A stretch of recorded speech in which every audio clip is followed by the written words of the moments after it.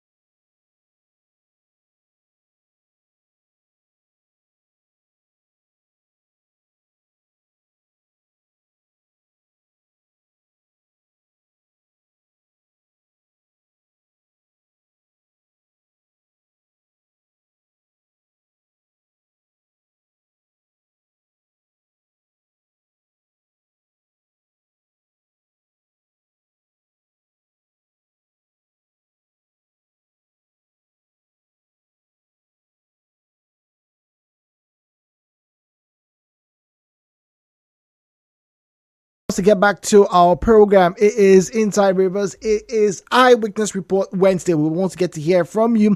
Tell us, you have now become a mojo. It's a colloquialism for mobile journalist. We want you to get your radios, get your phones, call and send us a text and say, hey, now Nigeria Info, this is what's going on in my part of River State. And we are also adding our neighbors, just not too far down the road, talking about those in Yenegua, Uyo, and Uri as well. And I'll tell you why. Remember I said about a fortnight ago, there was something that happened, and I was curious to find out if a lot of people were responding to it. Interestingly, I only got one message that day from Uri. But anyway, let's see if more coming today. All right. So as always, turn down the volume of your radio set. Refrain from making derogatory or defamatory comments. If you didn't say, please do not make unsubstantiated and unverified claims. Very importantly, please do not make inciting statements.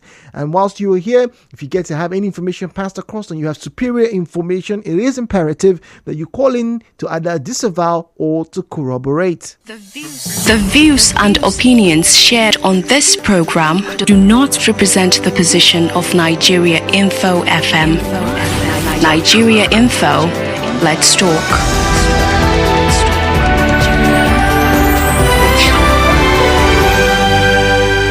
Well, Braid is on the line. Braid is speaking to us from Agri Road. Braid, good morning to you and welcome. Yeah, good morning. Good morning, please. Thank you very much.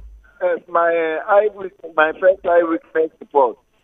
There is all drinking water at Agri Road. That millions of people will get that water on a daily basis, and they're buying it. This 20 liter is 15 naira. Wait, say that again. Water. People are buying water. What quantity, please? Drink pipe-borne water. Okay. Yes, 20 liter is 15 naira. Interesting. Yeah, people from far and near, they come and get our water. Like I said this morning, concerning that water is helping people within Port Harcourt. And we have water resources. And we have a lot of water stations within Port Harcourt. But they are not helping the masses. These are things that the government is supposed to put on ground. The government collects tax from the people, and the tax does not reflect on the people. Well, that is just by the way. My second eyewitness report is this Abu Road junction going towards the Nation, the other one going towards the NPA. That road is very, very bad. And before you get to that place, Abu Road, before this, that very big tree is being created in that place. So I'm appealing to the government to urgently do something. Commissioner for Work, Alamo Kelly, Judge Kelly, should please investigate those people that are doing this Jegema road. That road is just about 100-kilometer road that they are trying to patch. But it has get to almost 1 month. They just left the place like that. So please, let them do something urgently. The last, not the least. This Emoha, Pukuma, Abonima, Lima Road. My dear brother, let it not be a death trap for the Kalabari people. That road is too narrow. That is one. Number two, they are also putting pavement as volatile as that road, as a smash point. They are putting pavement. It will endanger the life of the Kalabari man. Because if there is a kidnapping issue, there is private shooting there. How could somebody make a U-turn and run away? So please, I'm appealing to the state government, particularly the governor, let him go and look that road and order the contractor to remove that pavement for the interest of the Kalabari people. Thank you. God bless you. Well, Braid, thank you very much. Great to have heard from you. I know that when roads are made and constructed, there's usually a design. So I'm not quite sure. To be foolhardy of you, I know your intentions are obviously genuine. You know, you're considerate of those who ply that road, but there must be a reason why that road has been designed. I don't know what the soil sampling. I don't know what the plan for the road in the future. If there's going to be expansion, I don't know. So the first port of call will be for those who are handling that road to explain to the general public what exactly is the intention, what the government has planned for that road. Frank is on the line. Frank is speaking to us from Rumigbo. Frank, good morning to you, please. Welcome to Hello Port Harcourt. Good morning, Mr. Gage. Good morning, Frank.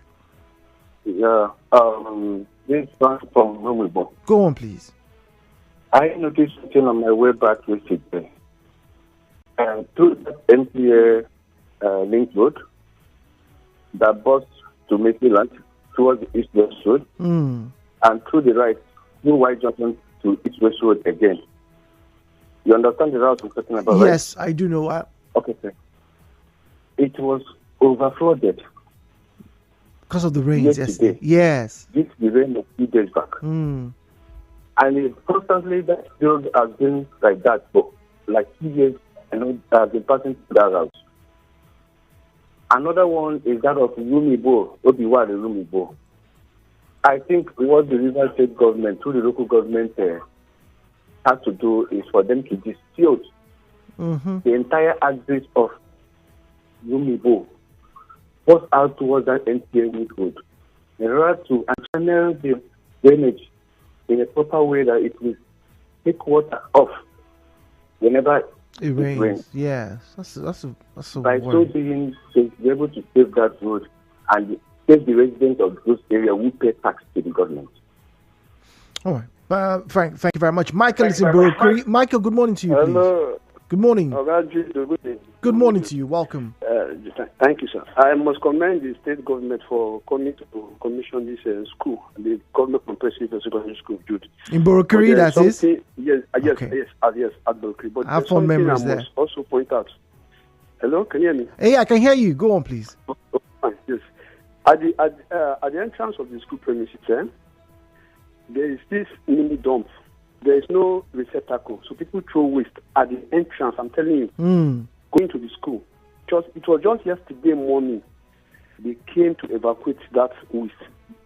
Probably due to the government, the governors coming to commission the project. Yeah. Yes, there is this big truck, the refuse truck, parked there with dirt. People come from Okaki, the Okaki side, the Arodisi side, number 1, 2, Arosi, to put the waste there. Though after this morning, I've not seen them come and put that waste. But if I see it, I'll definitely snap it and show it to you at a subsequent eyewitness report. My point is that waste should not be put in the first place. That kind of thing shouldn't be there. Yeah, well, it's obvious it's the people who are resident around that area that come to do that. I don't think anybody from Rumosi would travel down there to throw it there. No, that's what I'm saying. Those waste are being dumped by the residents. So I want the councillor, if he's listening, the CTC and the school authorities to put their hands on ground to stop people from dumping waste there. Maybe they should put a caution sign. No dumping of waste with a police inscription on it. Okay. Can you dump waste on the entrance to a school? To a school. Just dumping waste at the entrance to RSU. Tell me, how would you look? Waste, and you see mad people. They are like that. I've seen 2 or 3 lunatics coming down, scavenging the whole thing. It's an eyesore. Oh, all right. Thank you very much. It is an eyesore, but it's not the first time it's happened. We have Frank from Ungboba. Frank, good morning to you. Welcome to Hello Port Harcourt. Yeah, good morning. Good morning, Frank. I want to believe that these are contributions to you are not just exercising futility. I'd like to believe so. The feedbacks are relevant for the respective authorities to work on. Go on, Frank. Am I correct? I'd like to believe so. Go on, please. Okay, fine. 2 things. Even when they were doing this NTA road by Farm Road, there was blockade on the main axis. So the whole traffic was diverted through Farm Road. And there is particular spot in Farm Road up till now it seems impassable, especially for smaller cars. It's expected that the government will come and review that because several times they have done facelift in that spot. And what is happening is still continuing to happen. So please, we need a better engineering application to that particular spot so that we build that place above the water table level that is always undermining whatever they have done as a little facelift. That's one. Two, because of this flyover at Mboba by NTA Road, that is adjudged by NTA Road. People who are living in this Farm Road and the neighboring places normally go to NTA and do U-turn and start coming back to their houses. Yes. And because I told you this, if every governor will listen, let him take a cue from his predecessor, Nike, and plan a flyover at that particular point. Because that place is always clogged. And it's frustrating for people where you cannot use Farm Road because of this bad nature. You are going down to go and join a queue before you get to your house. You must have wasted the whole time you saved in running to this place. Please. So that point is very, very clogged with a lot of traffic. Okay. All right. Thank you very much, Frank. You're the second or third person, if I'm not mistaken, who's made mention about this particular NTA Road blockage from the link road that's talking about Mercyland and the adjoining points, Farm Road, and those complaints. And maybe it's time we probably ask the Commissioner for Transportation to find out what exactly is the plan as regarding this. It's good you invite him to the studio and ask him some of these pertinent questions people, give you as eyewitnesses, because it's not enough. We give you feedback, and those feedback are watered down the drain. Get him, discuss with him, let there be a commitment when something will start being done. Okay? All right, Frank, thank you very much for your eyewitness. WhatsApp now, 0809030. Another Frank. It's raining Franks today. 08090306416, 08090306416. That's where you find us on WhatsApp. Frank speaking to us from Rumigbo. Frank, good morning to you. Good morning, Mr. Jude. I call again. Go on, Frank. Yeah, please. I also remember that there is this I always see around our government secondary schools within Parakoto Diapo Metropolis. I don't know who else I have noticed that. I noticed that they use the fence of the secondary school as a dump site. Ooh. I observed that at Olanda Secondary School at Rumokuta towards Rumola. Okay. I observed that at Community Secondary School Rumokuta. I observed that too at State Primary School, Lumeme, my 4, and so many other primary schools and secondary schools within the town. I don't know why that is a place they asked the River State Waste Management Agency see as the best spot for the people within the area to dump refuse. Are you sure those are designated refuse points? Hello? Even if it's a designated refuse point, can you hear me? Yeah, I can hear you, Frank. If it's not a designated refuse point, that means it's somewhere where people have decided to use, so that's illegal. Jude, it is totally wrong. That is why we have people manning that agency. They should do that relocation because this thing is an eyesore one. It's also not good for the health of the children. We are talking about UNICEF and all what have you, SDG 2030 and all what have you. These are part and parcel of it.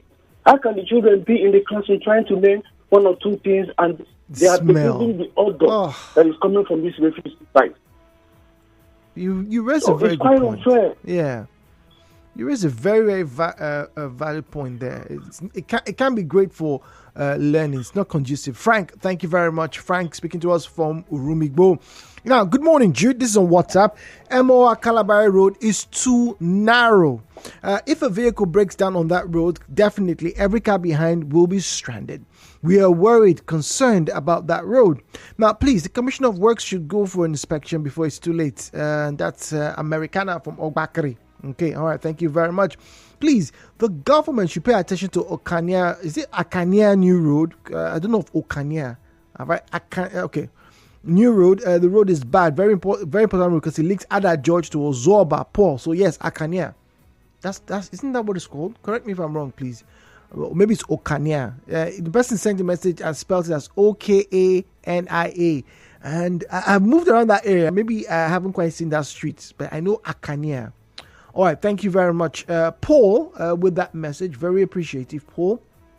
Okay, this one here says, good morning, presenter. Yesterday evening, the OSPAC guys, here we go again, the OSPAC guys at Rumekini went around telling store owners that they will start paying 500 naira every month. Let me repeat this. Yesterday, OSPAC guys at Rumekini went around telling store owners that they will start paying 500 naira every month. For what exactly? And by the way, if you're listening to us and you're in Rumekini, you live in Rumekini, or your store is there, or your shop or your business is around there, this is one of those times when we need people to either corroborate or to disavow this particular comment. The people need to know what exactly are they paying for. Is this constituted payment? Is this something that's coming from the local government chairman or for the chief in the community, the elders? Let the people need clarification, I guess. So please, can anyone calling send a message to verify this complaint? Richard is speaking to us from Garrison. Good morning to you, Richard. Hello, Mr. Jude. Good morning. Good morning, Richard. Yes, this is Richard. I call from Garrison. Weeks back, I think they have the street light here at Garrison. Yeah, go on. Hello. Yeah, could you repeat that, Richard? Yes, nothing has been done. So that's why I'm calling again to remind. What area again? The people that are supposed to fix this light. What area is this, please?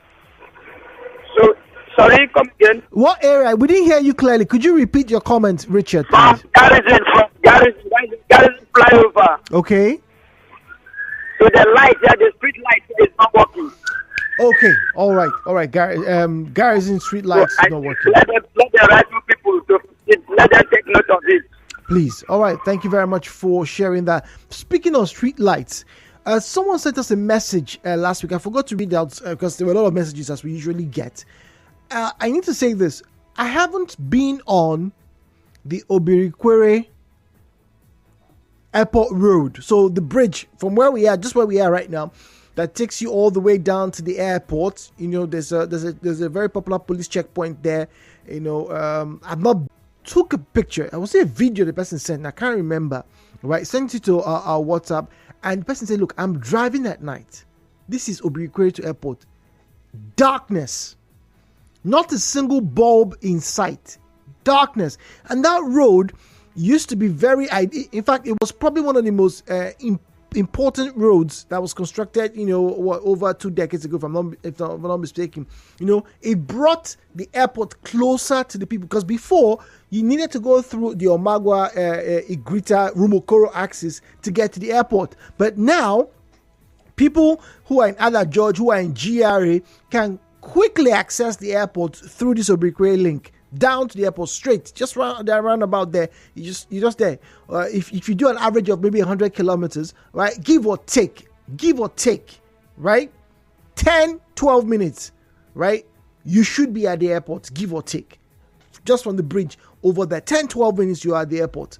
But this person was driving at night. I don't know where the person was heading to, but it was pitch black. Now, was that last week or a fortnight ago? I haven't been on that road, so please, can anyone corroborate if the street lights between Obirikwere all the way to the airport, you pass the Alu end, get close to the airport, if those street lights are operational when you last saw them. Because his worry was, I'm driving and I'm scared for my life. There's not a single light in sight. And you know the road is pretty wide. And it's a very lonely road. If you are on that road and your headlights are not great, you probably will not be able to tell if there's a hole in front or maybe a truck that's been broken down. Several accidents have happened across Port Harcourt where, because the broken down trucks were not, lit. They didn't have their what do you call them? The hazard lights on and the warning sign, the reflectors, placed on the road. They couldn't tell. It's a very worrying scenario, please. Thank you very much for reminding us. 92.3, good morning. Hello, good morning. Good morning. Angie calling from Port Harcourt. Good morning, Angie. Okay, I want to collaborate on the Obirikwere Bridge light. Okay. I passed there last week Friday. Okay. There was no light, as in total darkness. So I had to turn and follow Rumu, come back to Wow. There is no light. It's blank. Wow. Okay, Angie. Thank you very much. Angie corroborating. She says, last week they went there, no power. Michael is in Borokiri. Michael, good morning to you, please. Hello, Jude. Good morning. I want to corroborate what you just, somebody called to complain about the street lights. At the stretch of the road not functioning. Yes, that's true. How recent? Last week, I went to the airport to drop somebody. All right. So on my way back, it was dark. And the C4 high is no longer there. On both sides, it's no longer there. Yes. Then also last week, somebody called to talk about that, the Magua road now. Yes. Yes. I also want to corroborate. That's true. The road has bad roads close to the stadium. That stadium side. Yes. Before you get to the stadium, down to the airport, down to the roundabout at the airport, on both sides. Here you have one big private school. If you are coming from Omagua on your left, the portal's bad, but were the lights on? Were the lights on? The lights, not all of them. Not all of them. Not okay, all. Some of them. Yes.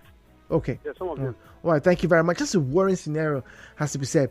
Now, have you ever, Jude, seen overgrown grasses at the government girls' secondary school, Rumbukuta? What will the schools be teaching on hygiene where the environment they are in is not befitting of an academic environment? The same thing at Comprehensive Secondary School at Borokiri, at the UPE at Sandfield as well. Michael, all right, so schools are in session. Remember we had that conversation, was that last year or 2 years ago? Someone were talking about, should the students be made to cut the grass, or should the schools employ laborers or get a tractor or lawnmowers, or maybe a mixture of both. I don't know. All right, good morning, Jude. My latest reports about the small boys cleaning people's car windshields in traffic, they are growing, and I noticed that some of them are now louts. Loading cars at Rumala Road, it's a thing of concern. Daniel from Dylan. Of course, it's a thing of concern. Someone once said on this program that those boys today cleaning the windshield could tomorrow become, the brigands, the louts, the agberos, and the ballot box snatchers. That's how it starts. Of course, it's a thing of concern. But, only very few of them escape that cycle. Some have. The question is, who's going to be the one to let that young child know that, look, there's an opportunity for you beyond what you have been used to? Well, as always, I'd like to thank you for joining us on our conversations this morning, for sharing your observations. Godswill says that the schools should be looking to UPE schools, primary schools in the state. Thank you for joining us. Good morning.